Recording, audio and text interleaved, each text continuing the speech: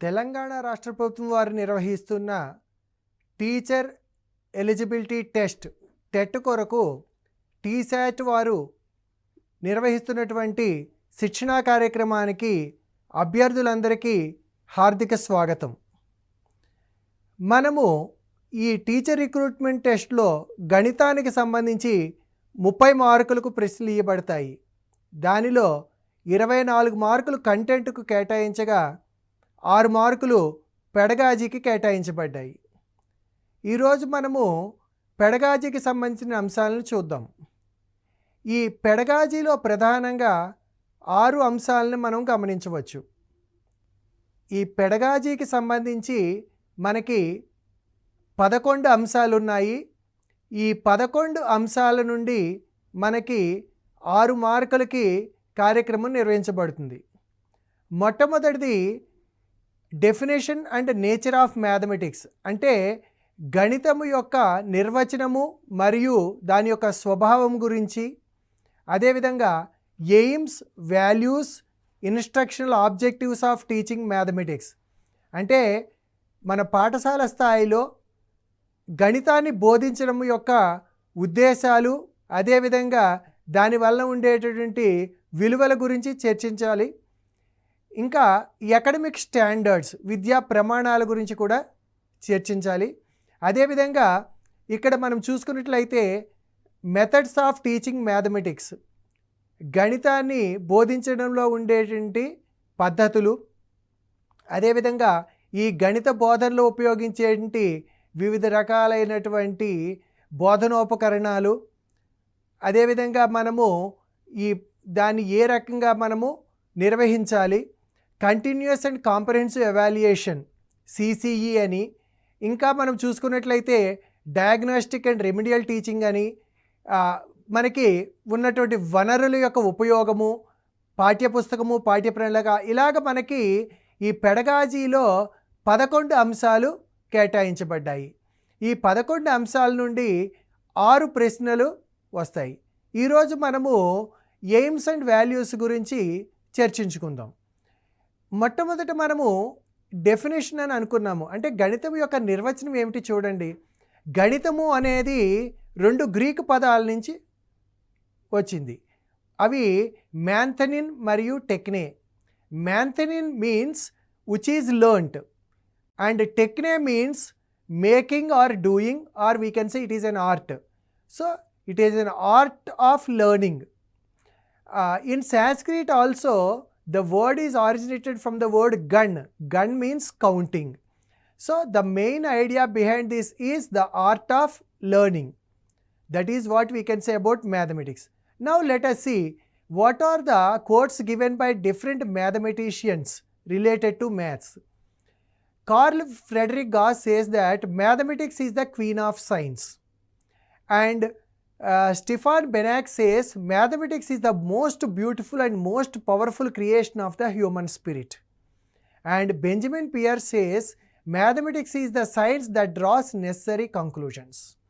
అయితే మనకి సాధారణంగా వీటికి సంబంధించి కొన్నిసార్లు ఈ కొటేషన్ని ఇచ్చి ఇది ఎవరు పేర్కొన్నారని చెప్పడము జరుగుతుంది. ఇటువంటి ప్రశ్నలు వచ్చేటందుకు అవకాశం ఉంది.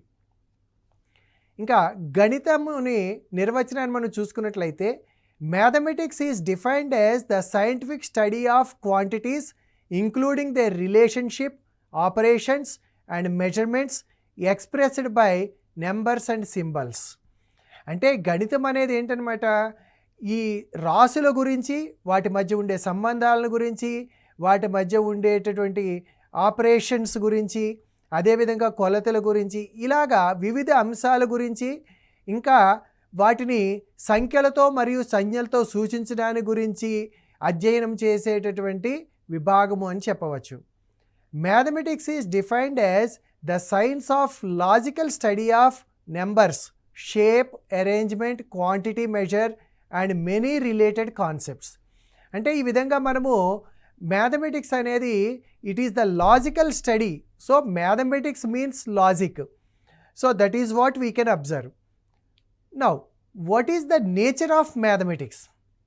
We can observe that Mathematics is the quantity and space. It is the science which deals with quantity and space. ఇంకా మనం చూసుకున్నట్లయితే it is the important means of generalization. అంటే మనము సాధారణంగా చూస్తుంటాము ప్యాటర్న్స్ నుంచి మనం సాధారణీకరిస్తుంటాం. అంటే అమరికల్ని, అంటే గణితంలో ఉండేటువంటి వివిధ అమరికల ద్వారా సాధారణీకరణం చేయడం అనేటువంటి దాన్ని మనం గమనిస్తూ ఉంటాము. ఇంకా mathematics is an applied science for the expression of other sciences. అంటే ఇది మిగిలినటువంటి శాస్త్ర విభాగాల్ని నేర్చుకోవడానికి ఈ గణితం అనేది దోహదపడుతుంది. Mathematics is the method of progress of various subjects and mainly we can say that mathematics is abstract. అంటే గణితం అనేది అమూర్తమైనది. అంటే ఇప్పుడు 2 అనే సంఖ్యని దాన్ని మనం ఊహించుకోవాల్సిందే తప్ప దాన్ని మనం ప్రత్యక్షంగా చూడలేము. అంటే 2 అనేది 2 యాపిల్ పళ్ళు, 2 బనానాలు అని అన్నప్పుడు మాత్రమే ఆ 2 అనే సంఖ్యను మనం గమనించగలుగుతాం. సో ఇది ప్రధానంగా అమూర్త భావనలకు సంబంధించినటువంటిది. ఈ అమూర్త భావనల్ని మూర్త స్థాయికి తీసుకురావడం అంటే అబ్స్ట్రాక్ట్ టు కాంక్రీట్. ఇంకా మనం చూసుకున్నట్లయితే mathematics as the means to draw conclusions and judgement. అంటే మనం ఏదైనా సరే ఒక విషయం మీద మనము కంక్లూషన్ తీసుకురావాలి, ముగింపు తీసుకురావాలి, దాన్ని జడ్జ్ చేయగలగాలి అంటే దానికి మ్యాథమెటిక్స్ అనేది ఉపయోగపడుతుంది. So mathematics is systematised, organised and exact branch of science. ఇక్కడ మనకి ఖచ్చితత్వాన్ని మనము గణితంలో గమనించవచ్చు. ఇందాక మనం చెప్పుకున్నట్లుగా మ్యాథమెటిక్స్ అనేది it is with logical reasoning. ఇక్కడ మ్యాథమెటిక్స్ అంటేనే మనకి ప్రధానంగా logic, in what way we obtain the next step. So ఇది గణితం యొక్క స్వభావం. So we can observe that mainly we have the mathematical ideas. What are the mathematical ideas that we have to understand? First one is from concrete to abstract. Means, for example, if we observe here, the roundness you can see, the roundness is an abstract concept. For understanding that, we show some objects like a circle, sphere, etc. Right? This circle and sphere means circle is also an abstract word and sphere is also an abstract word. So what we are going to do there? ఇక్కడ మనం ఏం చేస్తాము, ఈ circle అనగానే కొన్ని circular ఆబ్జెక్ట్స్ని చూపిస్తాము, అదేవిధంగా spear అనగానే బాల్ లాంటి కొన్ని స్పెరికల్ ఆబ్జెక్ట్స్ని చూపిస్తాము. అంటే అక్కడ అవి కాంక్రీట్, అంటే అవి మూర్త స్థాయిలో ఉన్నటువంటి, అంటే ఎదుర్కొన్న వస్తువుల్ని చూడడం ద్వారా ఈ అబ్స్ట్రాక్ట్ కాన్సెప్ట్స్ అనేటువంటి సర్కిల్, స్పియర్ అనేటువంటి ఫామ్ అవుతాయి. దాని నుంచి రౌండ్నెస్ అనేది గ్రాడ్యువల్గా డెవలప్ అవుతుంది. So with the help of some concrete objects we are developing abstract. Next one is particular to general. Suppose we are talking about a closed figure. Closed figure అనగానే మీకు మైండ్లో సర్కిల్ అని గుర్తు రావచ్చు, వేరే వాళ్ళకి స్క్వేర్ గుర్తు రావచ్చు, and some other person may recollect a rectangle. అంటే ఇక్కడ మనకి క్లోజ్డ్ ఫిగర్ అనగానే ఒక పర్టికులర్గా ఏదో ఒక షేప్ గుర్తు వస్తుంది. ఇలాంటి పర్టికులర్ షేప్స్ అన్నింటినీ మనం ఎప్పుడైతే ఇస్తామో వాటన్నిటిని చూడగానే ఒక జనరల్గా ఒక క్లోజ్డ్ ఫిగర్ అనేది ఒక ఐడియా ఫామ్ అవుతుంది. So this is the way in which from particular situations to general situation they can understand. And further, it is a knowledge which is conceptual as well as procedural. Ikkada for example, drawing a perpendicular bisector for a given line segment. Drawing a perpendicular bisector is a concept. For that we have some procedural aspects.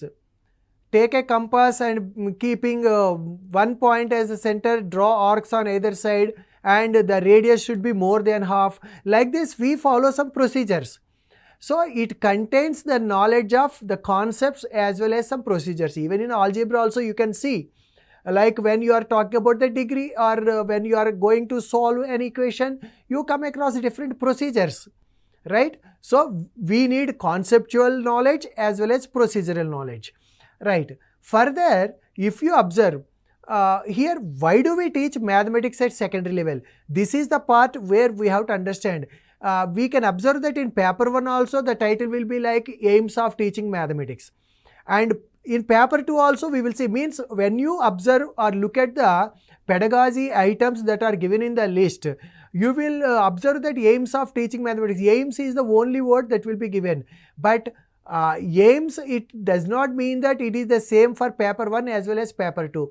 In paper 1 we have to understand that they are the aims of teaching maths at elementary level, and in paper 2 we have to talk about aims of teaching mathematics at secondary level.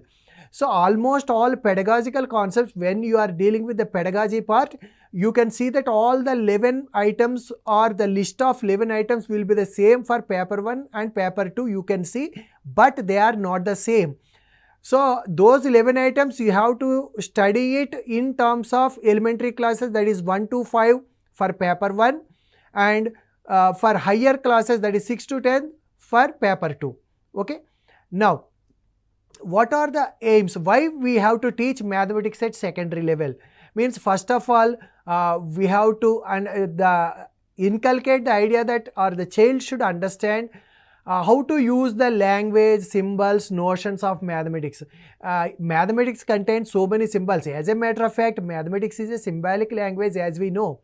So it contains so many symbols like for all, greater than, less than, is equal to, so many symbols we come across. And mathematical terminology, mathematical language must be familiar for the child. And of course, our actual intention is to develop abstract concepts, logical thinking, critical thinking, and ability to reflect critically. So we have to develop logic. Mathematics means logic, mathematics means reasoning, mathematics means critical thinking. Okay, so our intention is to develop all such abilities, and also they have to reflect critically upon their work. And further, if you observe, we have to develop a critical appreciation of the use of information. I means when they are saying something or communication technology they are using in mathematics, they must appreciate the works done. And also they have to develop knowledge, skills and attitudes for further studies in mathematics. అంటే ఇక్కడ మనం చెప్పుకోవాలి అంటే గణితాన్ని పై తరగతుల అధ్యయనానికి కూడా మనకి గణితం అనేది చాలా అవసరం అవుతుందనే సంగతి మనకు తెలుసు. అంటే ఇక్కడ మనము సెకండరీ లెవెల్లో మనము గణితాన్ని బోధించేటప్పుడు పై తరగతులకి సంసిద్ధం చేయడం అనేది కూడా దీని యొక్క ఎయిమ్గా చెప్పుకోవచ్చు. ఇంకా అంతేకాకుండా మనం గమనించినట్లయితే appreciate the usefulness, power and beauty of mathematics. Mathematics is the most beautiful because it contains so many patterns. ఈ ప్యాటర్న్స్ని, వాటి యొక్క యూజ్ని, మ్యాథమెటిక్స్ యొక్క పవర్ని, because with the help of mathematics we can solve problems related to other subjects also, and they can also solve their daily life problems. So definitely the child will appreciate the beauty and the usefulness of mathematics. And also our intention is to develop in the child about enjoy mathematics and develop patience and persistence while solving problems. అంటే ఈ సమస్య సాధనలో ఈ పిల్లలు ఏంటంటే సహనంగా, అంటే ఏంటి, తొందరపడిపోకుండా, అంటే అయిపోయింది ప్రాబ్లమ్ సాల్వ్ చేశాను అన్నట్టు కాకుండా దాన్ని ఆ సమస్యల్ని సాధించడానికి, అదేవిధంగా గణితాన్ని ఆస్వాదించడం అనేటువంటి అంశాల మీద కూడా మనము మ్యాథమెటిక్స్ని చూస్తాము. ఇంకా ఏంటంటే we appreciate the multicultural and historical perspective of mathematics, and also we try to develop mathematical curiosity. అంటే గణితం పట్ల ఆసక్తి, ఇంకా అన్వేషణ ధోరణి అనేది డెవలప్ కావాలి. And the child must be able to become confident in using mathematics in daily life situations. ప్రధానంగా ఏంటంటే ఈ గణితాన్ని పిల్లవాడు తన దైనందిన జీవితంలో అవసరమైన సందర్భాల్లో ఉపయోగించుకునేటందుకు కావాల్సినటువంటి కాన్ఫిడెన్స్ని ఇవ్వాలి. ఇవన్నీ కూడా హై స్కూల్లో మ్యాథమెటిక్స్ టీచ్ చేస్తున్నప్పుడు జరగాల్సినటువంటివి మన లక్ష్యాలు అన్నమాట. ఇవన్నీ కూడా మన యొక్క లక్ష్యాలు. ఇవి చాలా ఇంపార్టెంట్. ఈ లక్ష్యాలు నెరవేర్చడం కోసమనే మనం we start teaching mathematics at secondary level. Okay, now if you observe what NCF 2005 says. So why we are teaching mathematics at school level? NCF means National Curriculum Framework 2005 says that children learn to enjoy mathematics rather than fear it. మొట్టమొదటి ఏంటంటే గణితం అనేది పిల్లల్లో ఆనందాన్ని కలిగించాలి, పిల్లలు గణితాన్ని చేయడం పట్ల ఆసక్తిని దాన్ని ఆనందించేటట్టుగా ఉండాలి తప్ప భయపడేటట్టు ఉండకూడదు. అంటే గణితం పట్ల భయం పోవాలి, అది మొట్టమొదటిది. Children learn important mathematics which is more than formula and mechanical procedures. అంటే ఇక్కడ ఫస్ట్ ఏంటంటే మ్యాథమెటైజేషన్ అంటాం. యాక్చువల్గా ఏంటంటే గణితాత్మకత, అంటే గణితము అంటే కేవలము సూత్రాలను గుర్తుపెట్టుకోవడము, ప్రొసీజర్స్ని గుర్తుపెట్టుకోవడమే కాదు. ఈ మ్యాథమెటైజేషన్, గణితీకరణ అనేటువంటిది ప్రధానమైనది అనే విషయాన్ని అర్థం చేసుకోవాలి. Children see mathematics as something to talk about, to communicate through, to discuss among themselves, to work together on. అంటే గణితం అనేది ఒక మాట్లాడుకునే విషయం అని, అదేవిధంగా గణితం ద్వారా మాట్లాడవచ్చని, వాళ్ళలో వాళ్ళు చర్చించుకోవచ్చని, ఇటువంటి వాటిని మనము అభివృద్ధి చెయ్యాలి.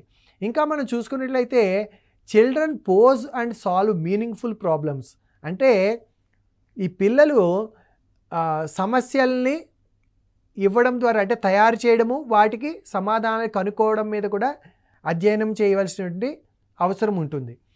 ఇంకా మనం గమనించుకున్నట్లయితే children use abstractions to perceive relationships. అంటే ఏదైనా సరే ఒక మ్యాథమెటికల్ ప్యాటర్న్ తీసుకున్నప్పుడు లేదా కొన్ని నెంబర్స్ని తీసుకున్నప్పుడు వాటి మధ్యలో ఏమి రిలేషన్స్ ఉన్నాయి, ఏమి స్ట్రక్చర్స్ ఉన్నాయి, వీటిని గురించి చర్చించుకోవడం జరుగుతుంది. అదేవిధంగా to argue the truth or falsity of statement. అంటే మనకి ఒక స్టేట్మెంట్ ప్రవచనం ఇచ్చినప్పుడు అది సత్యమా అసత్యమా అనేది, అంటే జనరల్గా మనం ఏంటంటే we call such statements as కంజెక్చర్స్.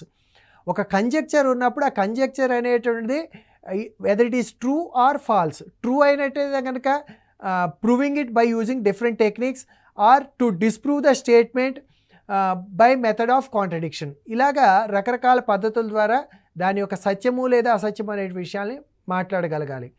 ఇంకా మనం చూసుకున్నట్లయితే ఇందులో ప్రధానంగా ఏంటంటే mathematics for abstraction, structuration and generalisation.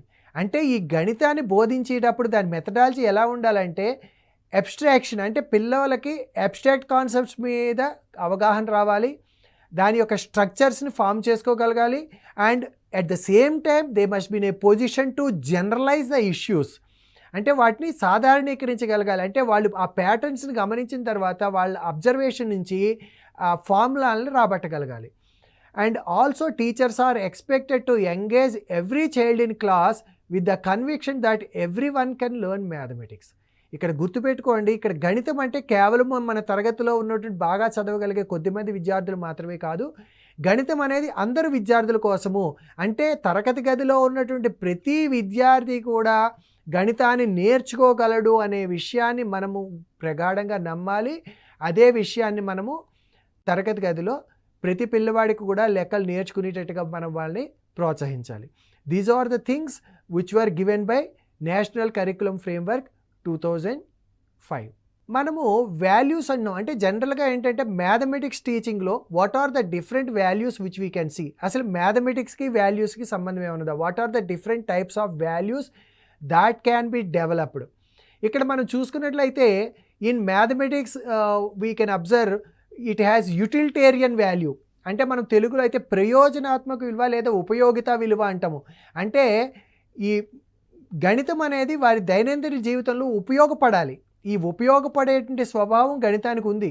ఎందుకంటే ఇప్పుడు బయటికి పోయినప్పుడు ఏదైనా వస్తువులు కొన్నప్పుడు కానీ అమ్మినప్పుడు కానీ లాభశాతము, నష్టశాతము, అదేవిధంగా డిస్కౌంట్స్, క్యాలిక్యులేషన్స్, లేదా ఒక ఫీల్డ్లోకి పోయినప్పుడు finding area of the field, లేదా మనము సాలిడ్స్ తీసుకున్నప్పుడు finding the volumes, finding the areas, ఒక ఫీల్డ్ యొక్క ఏరియాని ఫైండ్ అవుట్ చేయడము, లేదా ఒక లిక్విడ్ యొక్క క్వాంటిటీని ఫైండ్ అవుట్ చేయడము, క్వాంటిఫికేషన్, ఇవన్నీ కూడా దైనందిన జీవితంలో గణితం యొక్క ఉపయోగాన్ని వివరించేటువంటి అంశాలు. ఇంకా దీనితో పాటు mathematics teaching also will develop moral values. అంటే మ్యాథమెటిక్స్ అనగానే మొట్టమొదటి గుర్తొచ్చే వర్డ్ డిసిప్లిన్. డిసిప్లిన్ అంటే ఎటువంటి వాల్యూస్ డెవలప్ అవుతాయి పిల్లల్లో అంటే పంక్చువాలిటీ డెవలప్ అవుతుంది, పేషెన్స్ డెవలప్ అవుతుంది, డ్యూటీఫుల్నెస్ డెవలప్ అవుతుంది, ఆనెస్టీ డెవలప్ అవుతుంది. ఇలా these are the moral values inculcated in a child.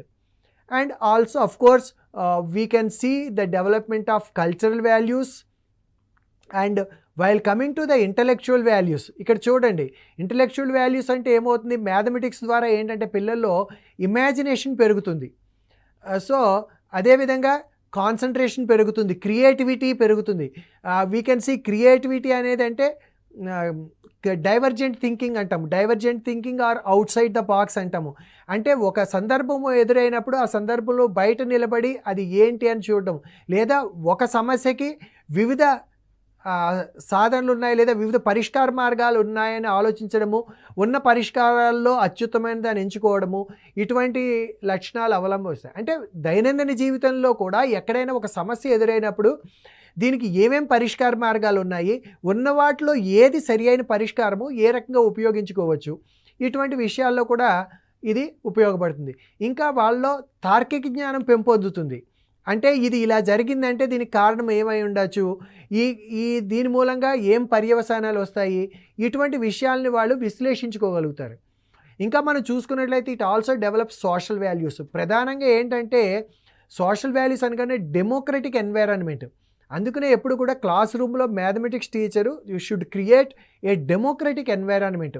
ఎప్పుడైతే డెమోక్రటిక్ ఎన్వైరాన్మెంట్ క్రియేట్ అవుతుందో పిల్లలకు కూడా ఆ డెమోక్రటిక్ థింకింగ్ అనేది అలవాటు అవుతుంది.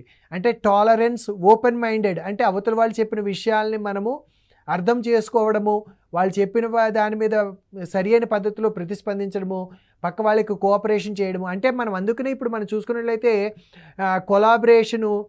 కొలాబరేషన్ వర్కు లేదా పీర్ లెర్నింగు, గ్రూప్ లెర్నింగు, ఇవన్నీ కూడా ఈ సోషల్ వాల్యూస్ని డెవలప్ చేయడంలో చాలా ఉపయోగపడతాయి. ఇంకా ఏంటంటే మనం చూసుకున్నట్లయితే ఈస్థెటిక్ వాల్యూ, అంటే మ్యాథమెటిక్స్ అంటేనే బ్యూటీ అని చెప్పుకున్నాం. సిమెట్రీ ఉంటుంది, it is connected with art, paint, what not, all the kinds of arts are connected with mathematics. Even మనం చూసుకున్నట్లయితే సంగీతంలో ఉండేటువంటి సరిగమ పదని, వీటిలో కూడా ఆ రాగాల వెనుక కూడా మ్యాథమెటిక్స్ ఉంది. సో అదేవిధంగా ఒక పెయింట్ గీసినప్పుడు సిమెట్రీ ఉన్నప్పుడు, లేదా మనకి గోల్డెన్ రేషియో ఉన్నప్పుడు దాని యొక్క బ్యూటీ పెరుగుతుంది అనే సంగతి మనకు తెలుసు. So child will develop aesthetic value towards it. ఇంకా అపార్ట్ ఫ్రమ్ దీస్ థింగ్స్ ఇంకా ఫర్దర్ చూసుకుంటే వొకేషనల్ వాల్యూస్. వొకేషనల్ వాల్యూస్ అంటే ఏంటనమాట, వాడి దైనందిన జీవితంలో వివిధ వృత్తులు చేపట్టినప్పుడు అగ్రికల్చర్లో కానీ, అకౌంటెన్సీ కానీ, ఇలా వాళ్ళ దైనందిన జీవితంలో వాడు ఏదైనా ఒక వొకేషన్ని చేపట్టినప్పుడు అక్కడ కూడా మనకి ఈ మ్యాథమెటిక్స్ అనేది ఉపయోగపడుతుంది అనే విషయాన్ని వాళ్ళు అర్థం చేసుకుంటారు. So this is the way in which we can see different types of values developed in this. Okay, now let us try to solve some questions are like we can see these are some of the questions from the previous papers. అంటే ఎటువంటి ప్రశ్నలు అడుగుతారు అనే దాని మీద చూద్దాము. మొట్టమొదటి question చూడండి, which of the following are instructional objectives of teaching mathematics. అంటే ఇక్కడ ఏం చెప్తున్నారు, మనకి ఒక 3 స్టేట్మెంట్లు ఇవ్వడం జరిగింది. మొదటిది ఏంటంటే to develop in the child the power of thinking and reasoning. రెండవది to perform computations with speed and accuracy. మూడవది ఏమంటున్నామంటే to understand and get acquainted with different solid shapes. అయితే ఇందులో ఇక్కడ ఆప్షన్స్ మీరు చూసుకున్నట్లయితే మొదటి దాంట్లో 1, 2 and 3 అని ఇవ్వడం జరిగింది. రెండవ దాంట్లో 1 and 3 అంటున్నాము. మూడవ ఆప్షన్ 2 ఓన్లీ. నాలుగవది వచ్చి 2 and 3. అయితే మనం ఇప్పుడు దాకా చెప్పుకున్నటువంటి ఆబ్జెక్టివ్స్ని మనం చూసుకున్నట్లయితే to develop in the child the power of thinking and reasoning develop కావాలి.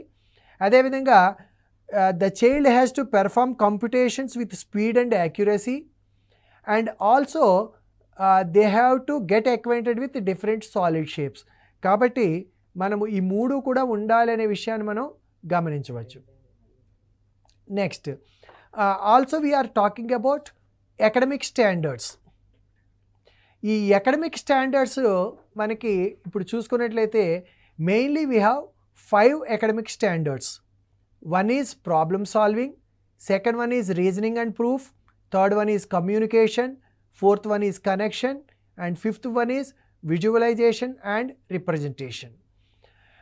So actually these academic standards, if you observe in our day-to-day life, they overlap with each other. So we have to select that specific academic standard. అంటే ఇక్కడ ఏంటంటే మనకి ఒక సమస్య ఇచ్చినప్పుడు ఆ సమస్యలో ఏ అకాడమిక్ స్టాండర్డ్ అనేది ప్రధానంగా ఉంది అనే విషయాన్ని గమనించుకుని దాన్ని మనము ఎక్కువగా దాని కింద పరిగణించడం జరుగుతుంది. ఇప్పుడు ఇక్కడ చూడండి, ఇప్పుడు ప్రాబ్లమ్ సాల్వింగ్లో జార్జ్ పోలియా అనే అతను ఒక 4 స్టెప్స్ని ఇవ్వడం జరిగింది. మొదటిది ఏంటంటే అండర్స్టాండ్ ద ప్రాబ్లం, అంటే వాడు ఏమి క్వశ్చన్ ఇచ్చాడు అని అర్థం చేసుకోవడం అనేది ఫస్ట్ది. Second one is devise a plan, third one is carry out the plan, and fourth one is look back. Look back అంటే చెక్ చేయడం. ఇక్కడ ఒక ఎగ్జాంపుల్ ఇవ్వడం జరిగింది, గమనించండి. ఒక రైట్ యాంగిల్ ట్రయాంగిల్కి perimeter 24 centimetre and hypotenuse is 10 centimetre. If its area is 24 centimetre square, then find the length of perpendicular sides అన్నాం. ఇక్కడ మనం ఒక రైట్ యాంగిల్ ట్రయాంగిల్ తీసుకుంటున్నాం. ఈ రైట్ యాంగిల్ ట్రయాంగిల్లో మనకి ఏం జరుగుతుందన్నమాట, perimeter is 24 and hypotenuse is 10. Hypotenuse 10 centimetre ఇచ్చాడు కాబట్టి సమ్ ఆఫ్ రిమైనింగ్ 2 సైడ్స్ ఎంత అవుతుంది, 14 సెంటీమీటర్ అవుతుంది. నౌ ఇది ఫస్ట్ అనలైజ్ చేసాము. అనలైజ్ చేసినప్పుడు డివైజ్ ఏ ప్లాన్. ఇక్కడ గమనించండి, I can solve this problem in 2 different ways. One is by using 2 variables or using 1 variable. 2 variables use చేసుకున్నప్పుడు లీనియర్ ఈక్వేషన్స్లోకి వస్తుంది, 1 వేరియబుల్ యూజ్ చేస్తే క్వాడ్రాటిక్ ఈక్వేషన్ వస్తుంది. సో ఏ పద్ధతిలో చెయ్యాలి అనేది we have to devise a plan and we have to carry out the plan, and ఫైనల్గా వచ్చిన ఆన్సర్ని మనం చెక్ చేసుకోవాలి. These are the steps involved in making this. Let us go for a few more previous question paper questions.